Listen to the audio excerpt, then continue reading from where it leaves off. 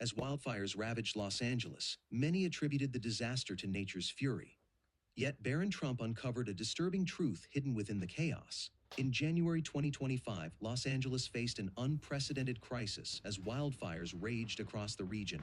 Whipped into a frenzy by powerful Santa Ana winds, the flames devoured vast expanses of land, leaving destruction in their wake.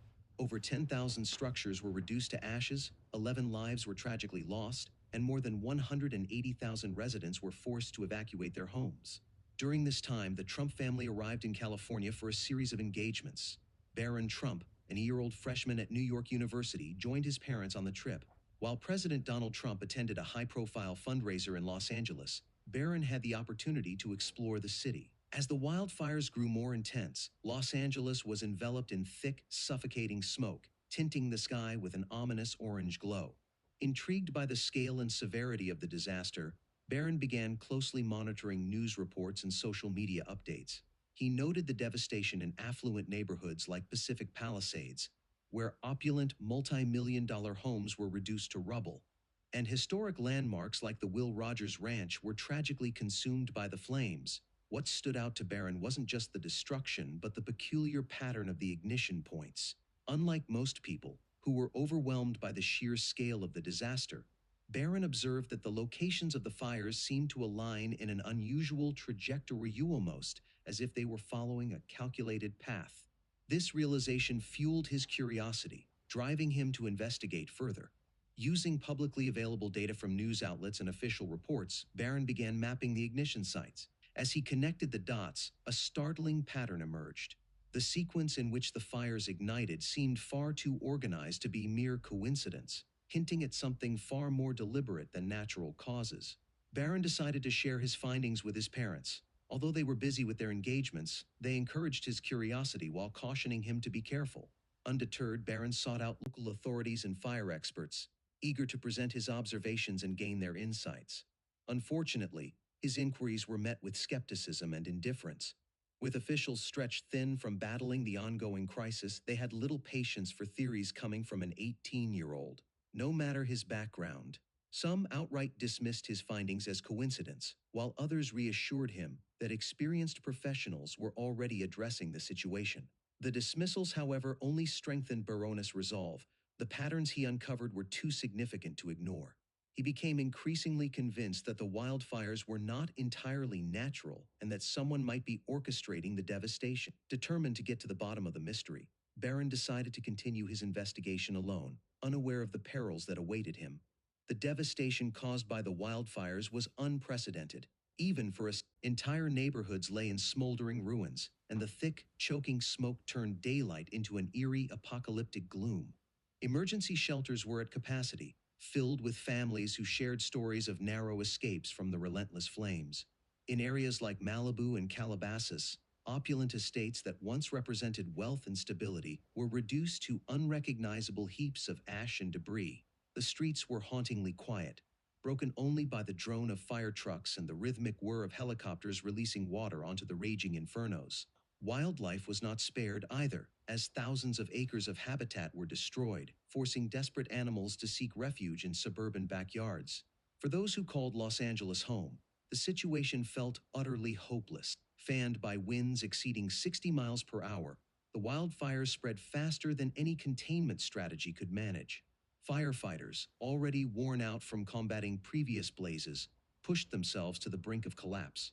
Heartbreaking images of these exhausted heroes became a poignant symbol of the immense human cost of the battle against the flames. Barron, on the other hand, was profoundly moved by the heartbreaking stories he heard during his visit to an evacuation center in Santa Monica. One particularly emotional moment stood out to him when he overheard a mother, tears streaming down her face, explaining how she had only minutes to gather her children and flee before their home was consumed by the raging flames. Another evacuee shared a haunting photo with Barron, a picture of his once prized vintage car collection, now reduced to a charred heap of metal. Yet, what lingered most in Barron's mind was a conversation he had with a firefighter who shared his concerns about the strange timing and locations of the fires. "It's almost like these fires have a mind of their own," the firefighter said, shaking his head in disbelief. "I've been working in this field for 2 decades, and I've never seen anything like this. Some of these fires appear out of nowhere, in places no one would expect. Meanwhile, Barron found himself profoundly affected by the stories he heard. During a visit to an evacuation center in Santa Monica, he overheard a mother, overcome with emotion, recounting how she had only minutes to gather her children and flee as their home was engulfed by flames. Another man showed Barron a photo of his once cherished vintage car collection, now reduced to a heap of melted metal. Yet, the story that resonated most with Barron was that of a firefighter who spoke of the unusual timing and locations of the fires. "It's almost as if they have a mind of their own," the firefighter said, shaking his head. "I've been fighting fires for 20 years and I've never seen anything like this. Some of these fires appear out of nowhere, in places you'd never expect." This conversation only reinforced Barron's growing belief that there was something more to these wildfires than met the eye. He couldn't shake the thought of the strange pattern of ignition points he had previously noticed. Eager to understand more, Barron dedicated hours to combing through online forums and social media, where he discovered posts from others who had noticed similar fire patterns. Some speculated that arson was to blame, while others suggested darker theories, including corporate sabotage and efforts to force land acquisitions. One particular thread piqued Barron's interest. A user had uploaded drone footage from an area just outside Pasadena, showing what seemed to be an initial spark from an object falling from the sky, moments before the fire started. Though the video was grainy, it was enough to make Barron's heart race. He quickly saved it, thinking this might be the proof he needed to support his suspicions. But as Barron dug deeper, the questions he uncovered became more troubling, pulling him further into a web of uncertainty with no clear way out. As night descended over Los Angeles, Barron sat in his hotel room, the glow from his laptop casting a soft light across the space. His desk was a jumble of hastily scribbled notes, screenshots from social media posts, and a rough map tracing the wildfire's spread. Barron's focus was unwavering as he stared at the drone footage he had downloaded earlier, replaying it frame by frame. The object in question, a small, bright flare, appeared for only a split second before disappearing into the brush. Moments later, the flames erupted, an eerie sequence that sent a chill through him. While many wildfires are triggered by lightning, faulty power lines, or human error, this footage suggested something far more unnatural. Barron cross-referenced the footage with news articles and fire department updates, marking each ignition point on his map. The dots aligned with disturbing precision, forming a path that stretched from rural areas to densely populated neighborhoods.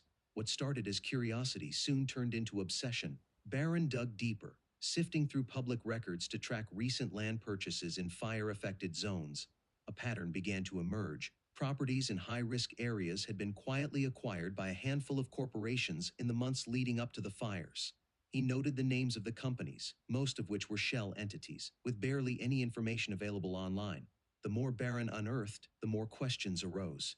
One corporation stood out above the rest, Solvista Holdings. The company's name appeared repeatedly in recent transactions for properties that had been ravaged by the fires. What struck Barron as odd was the inflated prices at which these properties were bought, a bizarre move for land in disaster-prone areas. The weight of his discovery settled heavily on him.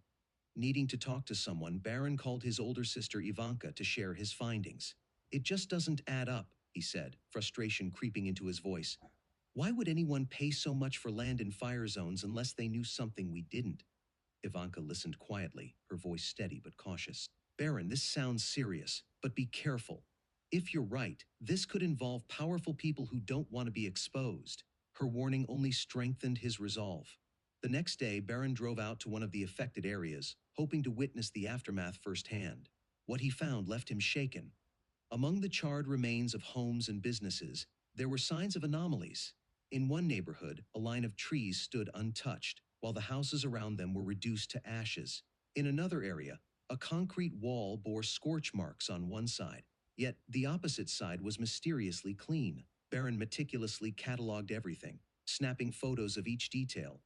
But as he walked through the devastation, an unsettling feeling lingered. He couldn't shake the sensation that he was being watched. A black SUV sat idling at the edge of the street, its windows tinted too dark to see inside. It didn't belong to any emergency responders, of that Barron was certain. Despite the unease creeping in, he pushed forward with his documentation, determined not to let fear hold him back. He uploaded his findings to a secure cloud drive, making sure to back up every piece of information. Later that evening, he shared his discoveries on a private forum, hoping to connect with others who might have noticed the same irregularities. Responses flooded in almost immediately. Some users thanked him for bringing attention to the anomalies, while others shared similar accounts from different parts of California. But one reply stood out, a cryptic message that read, "You're closer to the truth than you think. Be careful who you trust." Barron didn't realize it yet, but his investigation was beginning to attract the attention of people who were far from friendly. The cryptic message lingered in his mind as he sat alone in his room that night. The flicker of excitement he'd felt earlier now gave way to a sharp, uneasy awareness of how high the stakes had become. He reviewed his findings once more, noting how each piece of evidence seemed to point to something deliberate, something orchestrated. But by whom and why? Those questions hovered over him like shadows he couldn't escape. The next morning, Barron made the decision to take his investigation offline, fearing that his digital trail might already be compromised. Armed with a burner phone and a notebook, he prepared for the next phase. He set out to interview local residents in some of the hardest-hit areas, beginning with Agora Hills, where several homes had been destroyed. Many evacuees were still camped out at temporary shelters, relying on donated supplies and waiting for updates about their properties. Barron approached an older man named Jack, who sat on a folding chair outside a community center. Jack had lived in the area for decades and had seen his fair share of wildfires. "This one's different," Jack told Barron, his voice hoarse from days of breathing in smoky air. "Fires don't usually burn this way. They're erratic, sure, but this was like a straight shot." When Barron asked about Solvista Holdings, Jack's demeanor shifted. "Yeah, I've heard the name," he said cautiously. "They've been poking around here for months, buying up properties left and right. People didn't think much of it at first, until the fire started." Jack's words sent a chill through Barron. He thanked the man and moved on, but similar stories began to emerge as he spoke with more residents. Several recalled seeing strange activity in the days leading up to the fires, low-flying drones, unmarked utility trucks, and even a few loud booms at odd hours of the night. Barron's next stop was Thousand Oaks, where he met a woman named Elena, who had been evacuated from her family's ranch. She showed him a series of photos she'd taken on her phone, including one that caught Barron's attention immediately. A burn site with scorched earth in perfect circles, as if something had exploded in multiple places simultaneously. Elena hesitated before handing over another photo. It was blurry but unmistakable, a drone hovering over her property, equipped with what looked like a small canister attached to its underside. "I tried reporting this to the authorities," she said, "but they said they were too overwhelmed to investigate. I don't think they cared." Barron felt a pit form in his stomach as he pieced the clues together. Could drones have been used to start the fires? The thought seemed far-fetched, but not impossible, especially given the precision of the ignition points. Determined to dig deeper, he decided to investigate Solvista Holdings, starting with their leadership. That evening, he visited the downtown Los Angeles Public Library, where he accessed corporate filings and news archives. The CEO of Solvista Holdings was a man named Victor Grayson, a relatively low-profile figure with ties to several other energy and real estate companies. Barron uncovered lawsuits against Grayson for environmental violations, including illegal fracking operations and land contamination. One article described Grayson's aggressive push for land redevelopment projects in wildfire-prone areas, often lobbying for relaxed regulations to fast-track construction after fires. The more Barron learned, the clearer the picture became. The fires weren't just a tragedy, they were an opportunity. If someone could clear large swaths of land quickly, they could rebuild and make an enormous profit. But as Barron gathered more information, he couldn't ignore the growing sense that he was being followed. The black SUV had reappeared earlier that day, parked near the library's entrance when he arrived, and now, as he left with a folder full of documents, he saw it again, slowly trailing him as he walked to his car. Barron was getting closer to the truth, but the closer he got, the more dangerous his mission became. Barron's heart pounded as he drove through the darkened streets of Los Angeles, the black SUV still in his rearview mirror. Its headlights were an ominous presence. He had to think quickly. Taking a series of sharp turns, he weaved through side streets and alleys, eventually pulling into a crowded parking garage. He parked near the exit and ducked behind a pillar, watching as the SUV cruised past without stopping. Relieved but shaken, Barron clutched the folder of documents he had retrieved from the library. The evidence was damning, but he wasn't sure how to proceed. Who could he trust with this information? The authorities had already dismissed him, and sharing it online might only put him in more danger. Barron decided to reach out to someone with more resources, a journalist he remembered, a respected investigative reporter named Linda Moreno, known for exposing corruption and corporate malfeasance. After a few quick searches, he found her contact information and sent her an encrypted email summarizing what he had uncovered. The next day, Linda agreed to meet Barron at a cafe in Pasadena. She listened intently as he laid out the timeline of the fires, the suspicious land purchases, and the potential involvement of Solvista Holdings. "This is big," she said, her tone serious. "If what you're saying is true, this could implicate some very powerful people." Linda promised to help Barron verify his findings and offered to use her connections to dig deeper into Solvista's activities. But she also warned him, "These kinds of stories can make enemies. Be careful, Barron, you're in over your head." Their conversation was interrupted by a loud crash outside. Barron turned to see a car speeding away, its tires screeching as it rounded the corner. Linda's face grew pale. "That's no coincidence," she said. "We need to move." Over the next few days, Linda and Barron worked tirelessly to uncover more evidence. Linda used her sources to obtain internal emails from Solvista, which revealed plans to lobby for expedited rebuilding permits in fire-affected areas. One email in particular caught their attention, a message from Victor Grayson to a colleague discussing accelerating the timeline and ensuring sites are cleared. The implications were clear. Someone was intentionally starting the fires to force residents out and make way for redevelopment projects. The sheer audacity of the scheme left Barron and Linda both furious and determined to expose the truth, but their efforts didn't go unnoticed. One evening, as Barron returned to his hotel, he found his room ransacked, papers scattered, drawers open, and his laptop missing. A single note lay on the desk: "Stop digging." Barron immediately called Linda, who urged him to stay with her until they could figure out their next move. "They're trying to scare you," she said, "but this just confirms we're onto something." Despite the threats, they pressed on. Linda began drafting a bombshell exposé, weaving together the evidence they had gathered. The story was set to reveal the full extent of Solvista's corruption and the deliberate destruction of communities for profit. But as the deadline approached, Barron couldn't shake the feeling that they were running out of time. The walls were closing in, and Barron knew that exposing the truth would come at a cost, one he wasn't sure he was ready to pay. The day Linda's article was set to publish, Barron woke up to an alert on his burner phone. The encrypted email account he had been using to communicate with Linda had been compromised. Someone had accessed the drafts they were working on. Panicked, he called Linda, but the line went straight to voicemail. Unease crept over him as he grabbed his things and headed to her apartment. When Barron arrived, he found Linda's door slightly ajar. Inside, her workspace was in disarray. The walls that had been covered with notes and printouts about Solvista Holdings were stripped bare. Her laptop, camera, and notebooks were gone. A single sticky note was left behind on her desk in bold black letters: "You've been warned." Barron's heart raced. Linda was gone, and so was most of the evidence they had gathered. The only backup remained on Barron's encrypted cloud storage, but he knew it wouldn't stay safe for long. He immediately left the apartment, clutching the folder of documents he had kept with him at all times. Desperate for help, Barron decided to contact his father. Though he had been reluctant to involve his family, the situation had escalated beyond what he could handle alone. "Dad," he said over the phone, his voice trembling, "I need your help. This is bigger than I thought." Donald Trump, known for his connections and influence, listened intently as Barron explained the depth of what he had uncovered. "You've got guts, kid," his father finally said. "But you're right, this is dangerous. I'll make a few calls, but you need to keep your head down. And Barron, don't trust anyone." That same day, Barron received an encrypted message from an unknown sender.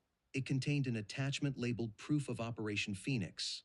The file included damning evidence, detailed plans for orchestrating the fires, complete with schematics for the drones, and emails from top executives at Solvista discussing payouts to complicit officials. The message ended with a chilling line: "Release this, and you'll never see daylight again."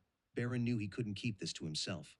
He forwarded the file to Linda's editor at the investigative outlet she worked for, along with the story they had drafted before her disappearance. Within hours, the story broke across major news networks. The exposé laid bare the calculated destruction of entire communities for financial gain, implicating Solvista Holdings and several high-ranking officials in California. The public reaction was explosive. Protests erupted outside Solvista's headquarters, demanding justice for the families displaced by the fires. Federal authorities launched an investigation, and Victor Grayson's face became a symbol of greed and corruption. But the fallout wasn't without its costs. Barron's life was turned upside down as he became a target of scrutiny and media attention. His father's advisors warned him to stay out of the spotlight, but Barron refused to back down. "People need to know the truth," he told reporters in one of his few public appearances. Despite the threats and challenges, Barron's actions led to sweeping reforms in how land acquisitions were regulated in wildfire-prone areas. Solvista's assets were frozen, and several of its executives were indicted.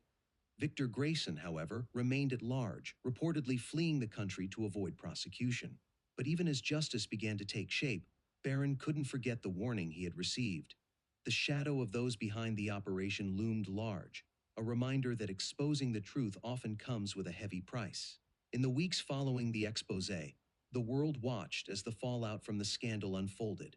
News anchors detailed the investigations into Solvista Holdings, the arrests of complicit officials, and the growing movement to reform wildfire prevention and response strategies. For the first time, the public began to see the fires not as an uncontrollable natural disaster, but as a deliberate, calculated act of greed.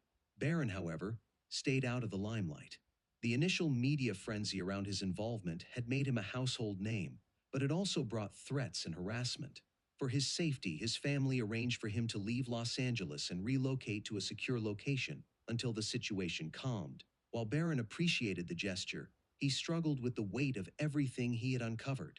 He spent his days reflecting on the lives that had been destroyed by the fires, families who had lost their homes, firefighters who had risked their lives, and communities that would never be the same. Yet amidst the tragedy, there was a sense of hope. Barron had seen firsthand how ordinary people could make a difference, even when the odds were stacked against them. One afternoon, Barron received an email from a woman he had met at one of the shelters. Her family's home had been destroyed in the fires, but thanks to the public outcry and donations sparked by the exposé, they were able to rebuild. "Thank you for what you did," the email read. "You gave us hope when we thought we had none." The message reaffirmed Barron's belief in the power of truth. While his journey had been fraught with danger, it had also shown him the importance of standing up for what's right, no matter the cost. Barron's journey is a powerful reminder of how individual courage and persistence can expose corruption and drive meaningful change. By not backing down despite the dangers and pressures, he became an agent of transformation, influencing both policy and public consciousness. His story highlights how uncovering the truth is often not just about facing immediate challenges, but creating long-term impact, especially in matters as urgent as environmental justice and corporate accountability. It's inspiring to think about how each of us can contribute to larger causes, even in small ways, to hold those in power accountable and advocate for a better future. Your support for stories like this helps amplify the voices that stand against injustice, creating a ripple effect of positive change.